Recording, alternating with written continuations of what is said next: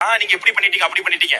தமிழ் தாய் வாழ்த்துக்கு இம்பார்ட்டன்ஸ் தரல. அந்த இடத்துல இருந்தவனா இவர் சொன்னார், கிரீன் ரூம்ல அந்த அதிகாரிகளை கூப்பிட்டு சொன்னார், முதல்ல தமிழ் தாய் வாழ்த்து தான் பாடணும் சொன்னது மாண்புமிகு அமைச்சர் ஆதவ அர்ஜுனா. நான் சாட்சி. அவர் சொன்ன நான் சொல்றேன் சார். ஆமா சார், கண்டிப்பாக நீங்க தமிழ் தாய் வாழ்த்த பாடுங்க, அப்புறம் தேசிய கீதம் பாடுங்க, நிச்சயமா அதுக்கப்புறம் வந்தே மாதிரி கூட பாடுங்க, பண்றோம்னு சொன்னாங்க. மேடையில நிக்கிறோம், அந்த நிகழ்ச்சி நிரல் இருக்கும் பாருங்க. நான் அதை போய் கிழிச்சேன், ஏன்னா எனக்கு இவங்களை பத்தி தெரியும். கிழிச்சிட்டு ஃப்ரெஷ்ஷா ஒரு பிரிண்ட் அவுட் போட்டு கொடுங்க, நான் கொடுத்தோம். எல்லாம் ரெடி. நான் நிக்கிறேன், எழுந்து அப்படி அட்டென்ஷன்ல நிக்கிறேன். ஆனா மாறி அவங்க என்ன பிளான் பண்ணாங்களோ அதான் பாடினாங்க. நிகழ்ச்சி முடிந்தது. அதிகாரிகளை அழைத்து யாரை கேட்டு மாத்தினீங்க, எப்படி இது மாறிச்சு? நான் சொன்னேன், மாண்புமிகு அமைச்சர் ஆதவ சகோதரர் சொன்னாரு. அப்ப அவங்க சொன்னாங்க, சார் 3 டிபார்ட்மெண்ட் சேர்ந்து பண்ற ஃபங்க்ஷன் இது. லோக் பவன் மதிப்பிற்குரிய ஆளுநர் அவர்களினுடைய துறை பண்ற ஃபங்க்ஷன். நீங்க பதவி பிரமாணம் முடித்த பிறகுதான் நீங்க முதலமைச்சர், பதவி பிரமாணம் எடுத்த பிறகுதான் அமைச்சர்.